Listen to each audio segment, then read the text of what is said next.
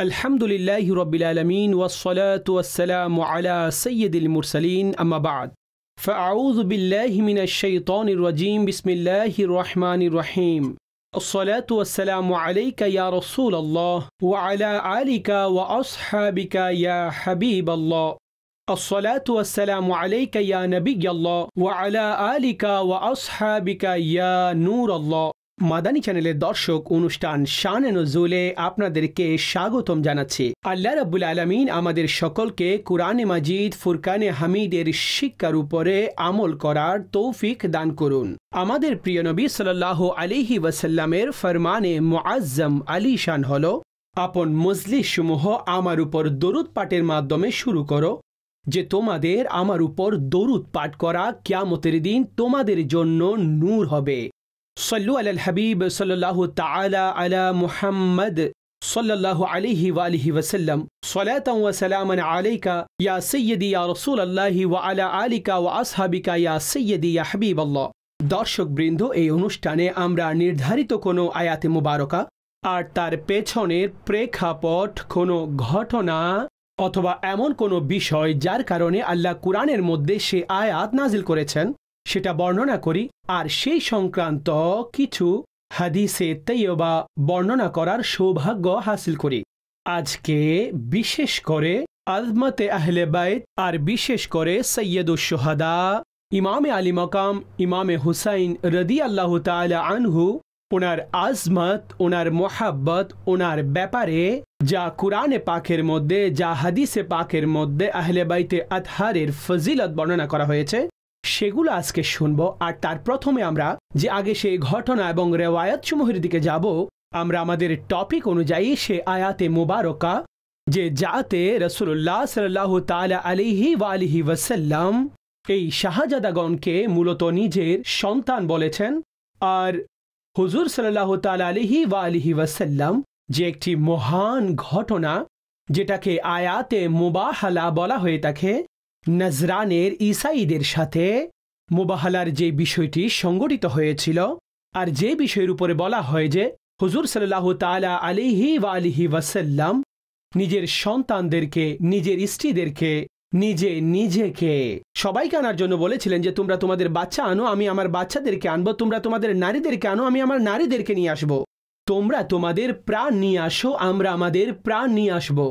আর যখন আনার সময় হলো তখন হুজুর আলাইহিস সালাম আপন এই শাহজাদাদেরকে অর্থাৎ নিজের নাতিদেরকে আর আপন শাহজাদি সৈয়দায়ে কায়নাত ফাতেমাতুজ জাহরা রাদিয়াল্লাহু তাআলা আনহা উনাকে, শের হুদা আলীউল মুর্তজা কাররামাল্লাহু তাআলা ওয়াজহুল করিম উনাকে তিনি একত্রিত করলেন আর সাথে নিয়ে মুবাহালা করার জন্য উনি রওনা হয়ে গেলেন।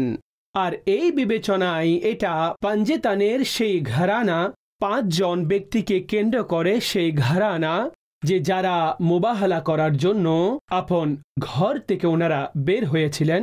ঘটনা কিছুটা এমন হয়েছিল যে ঈসাইদের সাথে রাসূলুল্লাহ সাল্লাল্লাহু আলাইহি ওয়াসাল্লামের সাথে একটি মুনাজারা হয়েছিল, আলোচনায়। আর আলোচনার মধ্যে তাদের বিষয়বস্তু এটাই ছিল, ঈসাইরা এটা বলতে লাগলো যে হযরতে ঈসা আলাইহিস সালাম তিনি বাবা ছাড়ায় জন্ম লাভ করেছেন, তো আপনি তার ব্যাপারে কি বলেন? রাসূলুল্লাহ সাল্লাল্লাহু আলাইহি ওয়াসাল্লাম বললেন তিনি আল্লাহর বান্দা, কালিমাতুল্লাহ, রূহুল্লাহ, অর্থাৎ তিনি আল্লাহর বান্দা, তিনি আল্লাহর সন্তান নন। কিন্তু তারা তাদের পক্ষ থেকে এটা বলতে চাচ্ছিল যে যেহেতু তিনি বাবা ছাড়া, হযরত ঈসা আলাইহিস সালাম বাবা ছাড়া হয়েছেন, তো আল্লাহই ওনার বাবা। তারা এই আকীদা এবং মতাদর্শ তৈরি করলো। রাসূলুল্লাহ সাল্লাল্লাহু আলাইহি ওয়াসাল্লামের উপরে আল্লাহ আয়াত নাজিল করে দিলেন, আর কুরআনের মধ্যে এটা বর্ণনা করা হয়েছে যে তোমরা কেন ওনাকে বলো যে তিনি আল্লাহর পুত্র, এই জন্য কি যে তিনি বাবা ছাড়া দুনিয়াতে এসেছেন, আর তোমরা বলো যে পিতা ছাড়া এমন কোনো উদাহরণ নেই যে সন্তান জন্ম লাভ করতে পারে, তো যারা পিতা ছাড়া জন্ম লাভ করে আমরা তাদেরকে আল্লাহর পুত্র বলে দিব মাআযাল্লাহ। এই ব্যাপারে আল্লাহ কুরআনের মধ্যে আয়াত নাজিল করেছেন, ইন্না মাসালা ঈসা ইনদাল্লাহি কামাসালি আদম খলাকাহু মিন তুরাবিন সুম্মা ক্বালা লাহু কুন ফায়াকুন। ইরশাদ করলেন, নিঃসন্দেহে ঈসার উদাহরণ আল্লাহর কাছে আদমের মতোই, যিনাকে আল্লাহ মাটি থেকে বানিয়েছেন এবং বলেছেন হয়ে যাও, তো তিনি সাথে সাথে হয়ে গেলেন। অর্থাৎ ঈসা আলাইহিস সালাম বাবা ছাড়াই জন্ম লাভ করেছেন। তো এতে এমন কোনো দলিল সাব্যস্ত হয় না যারা পিতা ছাড়া জন্ম লাভ করে তাদেরকে আল্লাহর পুত্র বলে দেওয়া হবে, কেননা আল্লাহর তাওহীদ হচ্ছে এটাই, কুল হুয়াল্লাহু আহাদ। হে মাহবুব বলে দিন আল্লাহ একক, আল্লাহু সমাদ আল্লাহ অমুখাপেক্ষী, লাম ইয়ালিদ ওয়া লাম ইউলাদ না তিনি জন্ম লাভ করেছেন না ওনার সন্তান রয়েছে, ওয়া লাম ইয়াকুন লাহু কুফুয়ান আহাদ আর ওনার সমকক্ষ কেউ নেই, ওনার বরাবর কেউ নেই। এটা আল্লাহর তাওহীদ, আল্লাহর ওয়াহদানিয়ত। ইরশাদ করা হয়েছে যে ঈসা আলাইহিস সালামকে আল্লাহর সন্তান বলা, তো এমনটাই হলো যে আল্লাহর পূর্বেও কোনো সন্তান রয়েছে। আল্লাহর কোনো সন্তান নেই, না তিনি নিজে জন্ম লাভ করেছেন না ওনার কাছ থেকে কেউ জন্ম লাভ করেছে। এটাই আকীদা।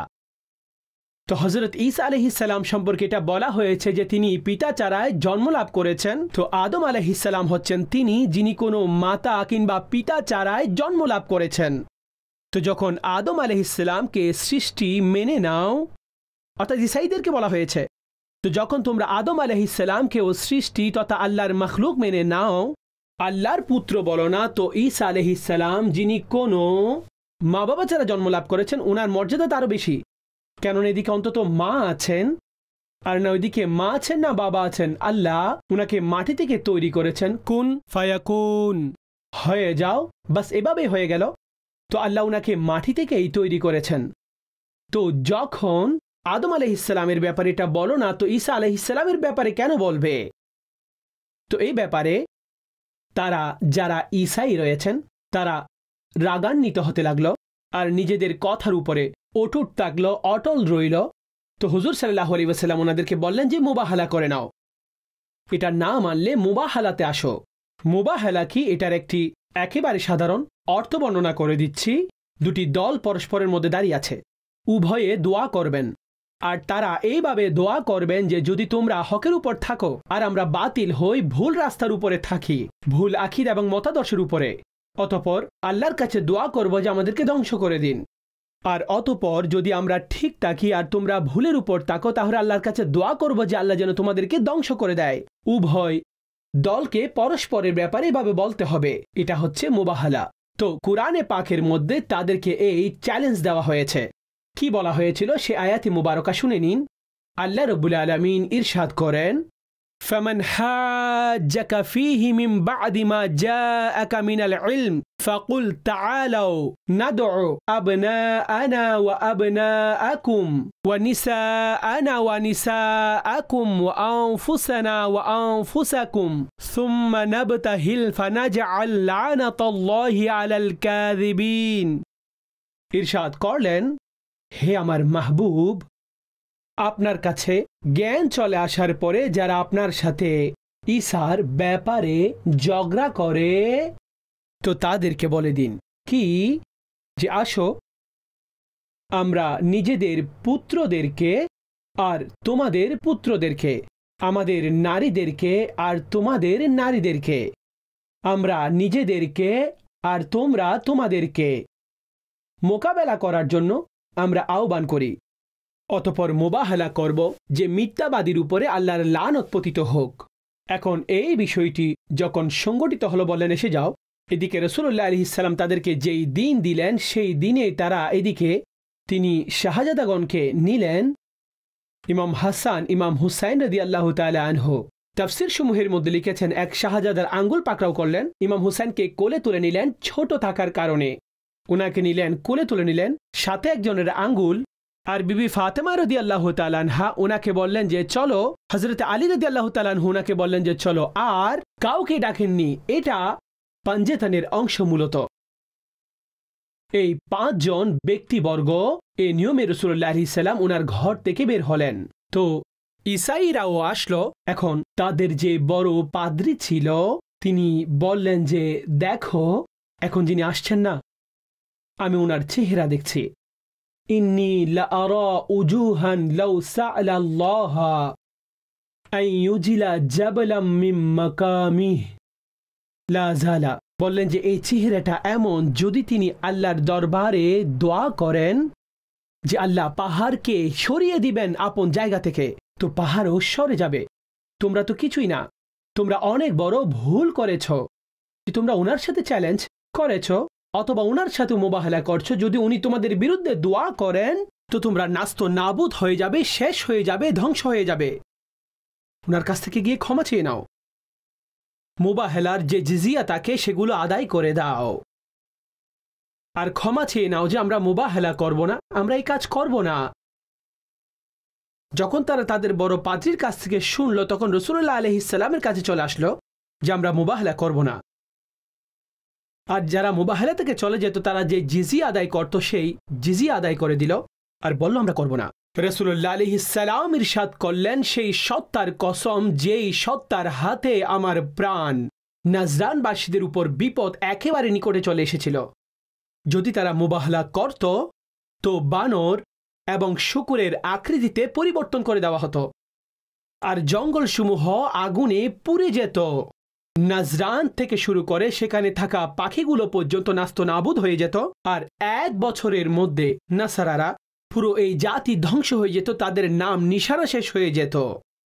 তো দর্শক, যেখানে নাজরানের ঈসাইরা পালিয়েছে আর এই সমস্ত ঘটনা জানা গেল, সেখানে এই বিষয়টিও জানা গেল যে রাসূলুল্লাহ সাল্লাল্লাহু আলাইহি ওয়াসাল্লাম কুরআনের মধ্যে যেটা বলে দেওয়া হয়েছে, তোমরা তোমাদের সন্তানদেরকে নিয়ে আসো, আমরা আমাদের সন্তানদেরকে নিয়ে আসবো। তো হুজুর আলাইহিস সালাম সেই শাহজাদাদেরকে নিয়ে গিয়েছিলেন। নারীদের ব্যাপারে বলা হয়েছে তোমরা তোমাদের আর আমরা আমাদের নারীদেরকে নিয়ে যাব। তো তিনি এদিক থেকে বিবি ফাতেমা রাদিয়াল্লাহু তাআলা আনহা ওনাকে ডাকলেন, তোমরা নিজেদেরকে নিয়ে আসো, আমরা নিজেদেরকে নিয়ে আসব। তো নিজের প্রাণ দ্বারা উদ্দেশ্য আপন রাতে মুবারকা। আর এখানে এটাও মুফাসসিরিনগণ লিখেছেন যে জান দ্বারা উদ্দেশ্য হযরতে আলী রাদিয়াল্লাহু তাআলা আনহু ওনাকে জান বলে আখ্যায়িত করেছেন, আর ওনাকে তিনি মুবাহলার মধ্যে নিয়ে এসেছিলেন। তো যেখানে এই আয়াতে মুবারকা এখানে ঈসাইদের জন্য চ্যালেঞ্জ হয়েছিল, সেখানে আহলে বাইতে আতহারের এই মুবারক ঘরানার শান এবং আজমত বর্ণনা করা হয়েছে। যে আহলে বাইত, যে নিকট আত্মীয়দের ব্যাপারে রাসূলুল্লাহ সাল্লাল্লাহু আলাইহি ওয়াসাল্লাম ইরশাদ করেছেন যে আল্লাহ এই হুকুম দান করেছেন, কুল লা আসআলুকুম আলাইহি আজরান ইল্লাল মাওয়াদ্দাতা ফিল কুরবা। হে মাহবুব, আপনি মানুষকে বলে দিন আমি তোমাদের কাছে কোনো ধরনের পারিশ্রমিক এই দ্বীনের তাবলীগের জন্য চাচ্ছি না, ইল্লাল মাওয়াদ্দাতা ফিল কুরবা, কিন্তু আপন নিকট আত্মীয়দের মোহাব্বত তোমাদের কাছ থেকে তালাশ করি। ওনারা সেই ব্যক্তিবর্গ যে রাসূলুল্লাহ আলাইহিস সালাম আপন শাহজাদাগণকে এত বেশি ভালোবাসতেন, যাদের জন্য তিনি আপন সন্তানকে কুরবান করে দিয়েছিলেন। কোনো একবার ইমামে হুসাইন রাদিয়াল্লাহু তাআলা আনহু ওনার এক রানের উপর বসা ছিলেন, আর ওনার পুত্র হযরতে ইব্রাহিম রাদিয়াল্লাহু তাআলা আনহু আরেক রানের উপরে। এখন এই উভয়জন থাকা অবস্থায় হুজুর আলাইহিস সালামের কাছে সেই সময় হযরতে জিব্রাইল আসলো যে আল্লাহর পক্ষ থেকে সংবাদ রয়েছে, আল্লাহ এই উভয়কে একত্রিত করবেন না। অর্থাৎ তিনি বুঝে গেলেন যে তাদের মধ্যে একজন মৃত্যুবরণ করবেন, একজন চলে যাবেন। তো রাসূলুল্লাহ সাল্লাল্লাহু আলাইহি ওয়াসাল্লামকে ইখতিয়ার দেওয়া হয়েছিল উভয়ের মধ্যে একজনকে নির্বাচন করুন। তো তিনি ইমামে আলী মাকাম ইমামে হুসাইন রাদিয়াল্লাহু তাআলা আনহুকে নির্বাচন করে নিলেন, ওনার সিনার সাথে লাগিয়ে নিলেন, আর ওনার জন্য উনি মূলত ওনার সন্তান ইব্রাহিমকে কুরবান করে দিলেন যে আপনি তার রূহকে, যদিও বা উনি ওনার সন্তান, উনাকে কতখানি ভালোবাসতেন, কিন্তু উনাকে কেন নির্বাচন করলেন রাসূলুল্লাহ সাল্লাল্লাহু আলাইহি ওয়াসাল্লাম? এই জন্য যে ইব্রাহিম রাদিয়াল্লাহু তাআলা আনহু উনি যদি দুনিয়া থেকে চলে যায় তাহলে সবচাইতে বেশি কষ্ট আমি পাব, কিন্তু যদি নাতি চলে যায় তো বিবি ফাতেমাও পেরেশান হবেন, ওনার ভাইও সেও কষ্ট পাবে, হযরতে আলীও কষ্ট পাবেন। তো হুজুর সাল্লাল্লাহু আলাইহি ওয়াসাল্লাম নিজের সন্তানকে জন্য কুরবান করে দিলেন, আর ইমামে আলী মাকাম ইমামে হুসাইনকে নিজের সিনার সাথে লাগিয়ে নিলেন। হুজুর ওনার গ্রাণ নিতেন। মোহাব্বতের এই মহান আলামত দেখুন, একটি হচ্ছে কাউকে মোহাব্বত করা, আর ওনাকে হুজুর এতটাই মোহাব্বত করতেন যে ওনার ঘ্রাণ নিতেন আর বলতেন যে আমি তার কাছ থেকে জান্নাতের ঘ্রাণ পাচ্ছি, এগুলো আমার ফুল, এই দুইটি আমার ফুল, যাদের ব্যাপারে সরকার বলেছেন এরা জান্নাতি যুবকদের সরদার, সৈয়দা শাবাবে আহলিল জান্নাহ। জান্নাতি যুবকদের এই শাহজাদাগণ ওনারা সরদার। আর হুজুর সাল্লাল্লাহু তাআলা আলাইহি ওয়াসাল্লাম যাদের ব্যাপারে এটা বলেছেন, ইন্নাল হাসানা ওয়াল হুসাইনা হুমা রাইহানি মিনাদ দুনিয়া, বললেন যে দুনিয়ার মধ্যে তারা আমার দুজন ফুল। আর তিনি সবসময় ওনাদের ঘ্রাণ নিতেন। আর অতঃপর আল্লাহর বারগাহে দোয়া দেখুন আপনারা। একবার রাসূলুল্লাহ সাল্লাল্লাহু আলাইহি ওয়াসাল্লাম দুইজনকেই বসালেন, চাদর নিয়েছিলেন আর আল্লাহর বারগাহে প্রার্থনা করছেন। আল্লাহর বারগাহে এটা বলছিলেন, আল্লাহুম্মা ইন্নী উহিব্বুহুমা, এ আল্লাহ আমি এই উভয় জনকে ভালোবাসি। ফাআহিব্বাহুমা, হে আল্লাহ আপনি এই উভয়কে ভালোবাসুন। ওয়া আহিব্বা মান ইউহিব্বুহুমা, আর তাদেরকেও ভালোবাসুন যে বান্দারা এই উভয় জনকে ভালোবাসবে, আপনিও তাদেরকে ভালোবাসুন। সুবহানাল্লাহ। মুহাব্বতে আহলে বাইত, মুহাব্বতে হাসনাইনে করিমাইন কারো যদি নসিব হয়ে যায় তো বুঝে নিবেন আল্লাহর মুহাব্বতও উনি পেয়ে গেছেন। এটাই রাসূলুল্লাহ সাল্লাল্লাহু আলাইহি ওয়াসাল্লামের মুহাব্বতের নমুনা ছিল। আর হযরত আবু হুরায়রা বর্ণনা করেন যে একবার তিনি বাইরে বের হয়ে আসলেন, তো ওনার এক কাঁধের মধ্যে হাসান আর একটিতে হুসাইন রাদিয়াল্লাহু তাআলা আনহুমা, এই উভয় শাহজাদা হুজুরের কাঁধের উপরে। আর হুজুর সাল্লাল্লাহু আলাইহি ওয়াসাল্লাম বললেন, যখন আমাদের নিকট আসলেন তো তখন এটা ইরশাদ করলেন, মান আহাব্বাহুমা ফাকাদ আহাব্বানি, যারা এই উভয়কে মোহাব্বত করবে তারা আমাকে মোহাব্বত করে। ওয়ামান আবগাদাহুমা ফাকাদ আবগাদানি, আর যারা তাদের প্রতি বিদ্বেষ রাখবে, দুশমনী রাখবে, তারা যেন আমার সাথে দুশমনী রাখে।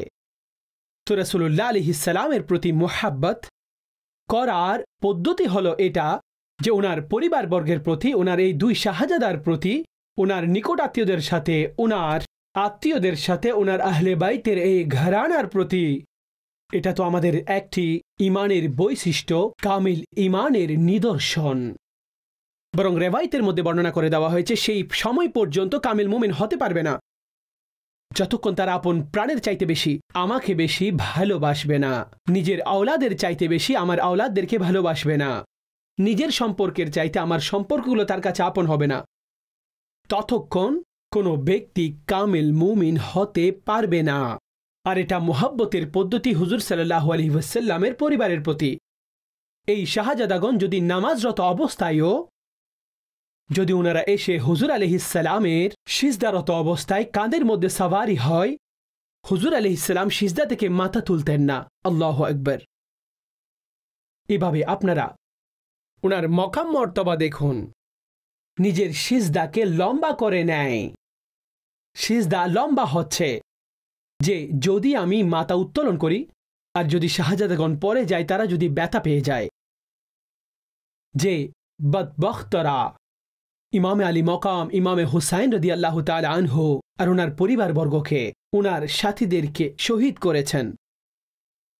জালিমরা, তোমরা কি দেখনি রাসূল সাল্লাল্লাহু আলাইহি ওয়াসাল্লাম কিভাবে জীবন অতিবাহিত করেছেন? তিনি সিজদাতে আছেন, ওনারা কাঁধে উঠে গেলে তিনি সিজদা থেকে মাথাকে উত্তোলন করতেন না। খুতবা দেওয়া অবস্থায় দেখতে পেলে ইমাম হুসাইন রাদিয়াল্লাহু তাআলা আনহু একেবারে ছোটবেলায় মসজিদে আসলেন। তিনি এই শাহজাদা হোক ইমাম হাসান কিংবা ইমাম হুসাইন রাদিয়াল্লাহু আনহুমা, হুজুর খুতবারত অবস্থায় দেখতে পেলেন যে তিনি আসছেন, তো তিনি সেখানে এই খুতবাকে মওকুফ করে ওনাকে মানুষের মধ্য থেকে নিয়ে আসলেন, ওনার সেই শাহজাদাকে নিয়ে আসলেন, অতঃপর ওনার কোলে তুলে সে অবস্থায় তিনি খুতবা প্রদান করলেন মানুষের মধ্যে। এতটা ভালোবাসা, কাঁধের উপর তিনি সাওয়ারি করতেন। আর মদিনার গলির মধ্যে সাহাবীগণ দেখতেন আর বলতেন, নি'মাল মারকাব রাকিবতা ইয়া গোলাম, হে বেটা তোমার সাওয়ারি অনেক উত্তম, কতই না উত্তম সাওয়ারি তোমার। রাসূলুল্লাহ আলাইহিস সালাম তোমাকে কাঁধের উপর উত্তোলন করেছেন। তো নবী পাক আলাইহিস সালাম যখন এই বাক্য শুনতেন তখন বলতেন, নি'মার রাকিবু হুয়া, আরোহীকে দেখছো, আরোহণকারীকেও দেখো যে সে কতই না উত্তম, অর্থাৎ এই শাহজাদারা কতই না উত্তম। হুজুর আলাইহিস সালামের এটা পদ্ধতি ছিল, সাহাবায়ে কেরাম এই পদ্ধতি অবলম্বন করেছেন। হযরত আবু বকর সিদ্দিক রাদিয়াল্লাহু তাআলা আনহু উনিও তাদেরকে, হযরত আলী সাথে আছেন, মসজিদ থেকে বের হলেন, দেখলেন ইমাম হাসান রাদিয়াল্লাহু তাআলা আনহু একেবারে ছোটবেলায় 8 বছর হয়তো বয়স হবে, আপন কাঁধে তুলে নিলেন।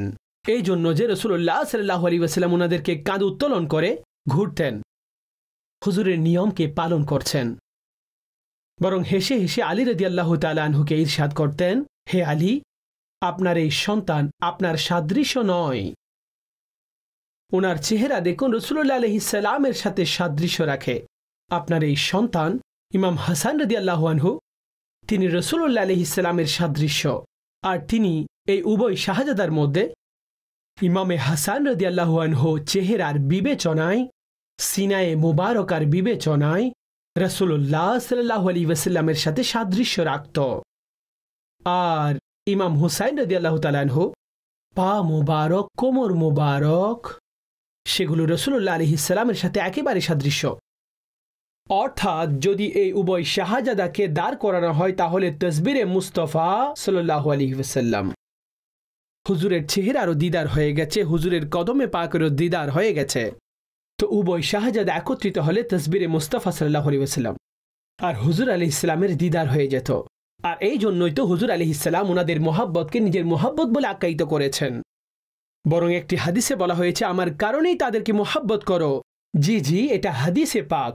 হযরতে আব্দুল্লাহ বিন আব্বাস রাদিয়াল্লাহু তাআলা আনহু বর্ণনা করেন, রাসূলুল্লাহ সাল্লাল্লাহু আলাইহি ওয়াসাল্লাম ইরশাদ করেছেন, আহিব্বুল্লাহ লিমা ইয়াগযুকুম নিআমিহি।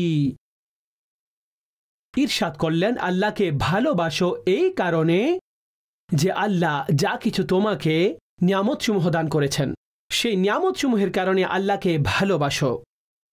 আর অতঃপর ইরশাদ করলেন, ওয়া আহিব্বুনি বিহুব্বিল্লাহ আযজা ওয়া জাল। আর আল্লাহর মুহাব্বতের কারণে আমার প্রতি মুহাব্বত রাখো। আল্লাহকে ভালোবাসো কারণ তিনি তোমাকে নিয়ামত দিয়েছেন, তোমাকে সৃষ্টি করেছেন মানব আকৃতির মাধ্যমে। আর ওই যত সংখ্যক নিয়ামত তুমি দেখো, আল্লাহ ঈমান দিয়েছেন, মুসলমান বানিয়েছেন, হুজুরের উম্মত বানিয়েছেন।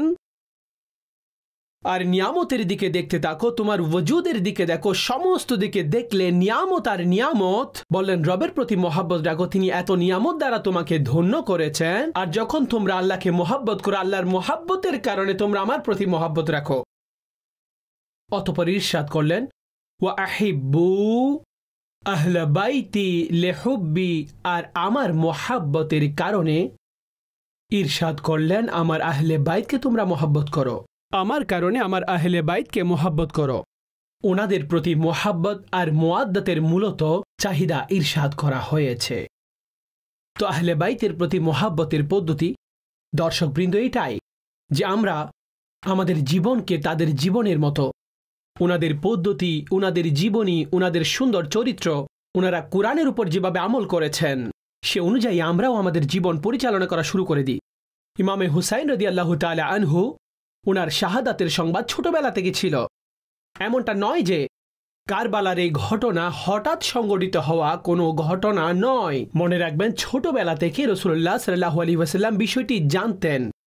তিনি কোনো একবার আদর করছিলেন ইমামে হুসাইন রাদিয়াল্লাহু তাআলা আনহুকে কোলে নিয়ে, যে হযরত জিবরাইল আসলেন এবং এসে বলে দিলেন যে আপনার উম্মত উনাকে শহীদ করে দিবেন। তো তিনি কাঁদতে শুরু করলেন, কিন্তু আল্লাহর সন্তুষ্টির উপর সন্তুষ্ট, যা রব নির্ধারণ করেছেন। যদি তিনি চাইতেন তো আল্লাহর কাছে দোয়া করতেন। তিনি তো সেই সত্তা যার হাত উঠলে इनायत का सेहरा इजाबत का जोड़ा दुल्हन बन के निकली दुआए मोहम्मद। इजाबत ने झुक कर गले से लगाया बड़ी नाज से जब दुआए मोहम्मद। কিন্তু হুজুর এমন দোয়া করেননি। বিবি ফাতেমা রাদিয়াল্লাহু তাআলা আনহার কাছে খবর গেল, ওনার পরিবারবর্গ জানেন। বরং হুজুর আলাইহিস সালাতু ওয়াস সালাম উম্মে সালমা রাদিয়াল্লাহু তাআলা আনহাকে মাটি প্রদান করলেন, যে যখন এটা রক্তে পরিণত হবে, লাল হয়ে যাবে, তো ধরে নিবে যে আমার এই সন্তানকে শহীদ করা হয়েছে, আমার এই নাতিকে। আর যখন এই সংবাদ কারবালার পরে মদিনাতে পৌঁছলো, তো উম্মে সালমা রাদিয়াল্লাহু তাআলা আনহু দ্বিতীয়বার সেই মাটিকে দেখলেন যে সেগুলো লাল বর্ণের হয়ে গেছে। আর হুজুর আলাইহিস সালামের ইলম তো দেখুন, যে তিনি এই মাটি উম্মে সালমা রাদিয়াল্লাহু তাআলা আনহাকে দিলেন। বললেন কারবালার এই ঘটনার সময় হুজুরের স্ত্রীদের মধ্য থেকে এই উম্মে সালমা রাদিয়াল্লাহু তাআলা আনহা জীবিত থাকবেন, বাকিরা দুনিয়া থেকে পর্দা করবেন। এটা হুজুরের এম ছিল। আল্লাহ ওনাকে এই সংবাদও দান করেছেন এই সন্তানও শহীদ হবে, কিন্তু হুজুর জানতেন যে তিনি শহীদ হবেন। আমার দ্বীনের নাম আপন নানার নাম এতটা বুলন্দ করে যাবেন যে সব সময়ের জন্য অতঃপর এই শাহজাদাকে উত্তম আলোচনা করা হবে। ওনার কুরবানিরও আলোচনা থাকবে, আল্লাহর সন্তুষ্টির উপর সন্তুষ্ট থাকার আলোচনা থাকবে, ওনার ইবাদতের এই আলোচনা থাকবে, কুরআনের আমলি তাফসীরের এই আলোচনা থাকবে। ওয়ালানাবলুওয়ান্নাকুম বিশাইয়্যিম মিনাল খাউফি ওয়াল জু'i ওয়া নাকসিম মিনাল আমওয়ালি ওয়াল আনফুসি ওয়াস সামারাত ওয়া বাশশিরিস সাবিরিন। আল্লাহ বলেছেন আমি অবশ্যই তোমাদেরকে পরীক্ষা করব। কখনো ফলের কমতি, কখনো মালের কমতি, কখনো জানের কমতি, কখনো সন্তানদের কমতি পরীক্ষা নিব। আর ধৈর্য ধারণকারীদেরকে আপনি সুসংবাদ দান করে দিন। আল্লাযীনা ইযা আসাবাতহুম মুসিবাতুন ক্বালু ইন্না লিল্লাহি ওয়া ইন্না ইলাইহি রাজিউন। আর এই হাস্তিগণে হচ্ছেন এই আয়াতের পরিপূর্ণ ব্যাখ্যা। আমলি বিবেচনায় ধৈর্য ধারণ করে দেখিয়েছেন আর আল্লাহর সন্তুষ্টিতে সন্তুষ্ট থেকে বাতিলের আগে নত না হয়ে হকের বর্ণনা করে গিয়েছেন, হককে প্রতিষ্ঠিত করেছেন। জালিমদের আগে ওনারা ঝুঁকে যাননি। যদি তিনি শুধুমাত্র বায়াত গ্রহণ করতেন আর মদিনা গিয়ে যদি বলতেন যে আমি মেনে নিইনি, আমি অস্বীকার করেছি, তো কিয়ামত পর্যন্ত মানুষ এটাই বলতো হুজুরের নাতি এভাবে বায়াত করেছেন আর দুনিয়াকে এভাবে বলে দিয়েছেন। অথবা জালিমের সামনে তিনি এভাবে ঝুঁকে গেছেন, তিনি মানুষকে পায়গাম দিয়েছেন হকের সাথে সব সময় থাকো, হক বর্ণনা করতে থাকো, জালিমদের সামনে এভাবে ঝুঁকো না। এই একটি উদাহরণ, আর আজ পর্যন্ত ওনাকে উদাহরণ হিসেবে টানা হয়ে থাকে। আর ওনার শাহাদাত এমন মহান শাহাদাত ছিল, মাথা প্রকাশ্যে, শরীর থেকে আলাদা, মস্তক ওনার নেজার উপরে, কিন্তু কুরআনের তেলাওয়াত ওনার মুখ থেকে জারি রয়েছে। আমার ভাইয়েরা, এটা কি মেসেজ নয়? এটা কোরআনের মহাব্বতের পায়গাম নয়? আমাদের কত দিন হয়ে গেছে কুরআন পড়েছি, কুরআন দেখেছি। হায় যদি আহলে বাইতে আতহারের মহাব্বতে ওনাদের কাছ থেকে শিখে এই পথে চলতাম। ওনার বাচ্চার উপাধি জৈনুল আবেদিন বলে ওনাকে ডাকা হয়ে থাকে, যে তিনি এতটাই সাজ্জাদ ছিলেন, সিজদাকারী ছিলেন, জৈনুল আবেদিন। আর কেনই বা হবেন না? ওনার পিতা নিজে এমন ইবাদতকারী ছিলেন। হযরত আলী কাররামাল্লাহু তাআলা ওয়াজহুল করিমের কুরআনের প্রতি এমন মহব্বত এবং ভালোবাসা, তো যখন ঘোড়ার উপরও আরোহণ করতেন তো বললেন যে এক পাশে পা রেখে অন্য পাশে রাখার আগেই তিনি কুরআনের তেলাওয়াত করতেন। আল্লাহ রাব্বুল আলামিন আমাদের সকলকেও কুরআন এর তেলাওয়াতের তৌফিক দান করুন। আর যতগুলো পরীক্ষা আসবে, পেরেশানি আসবে, তাতে আমরা সবর করব।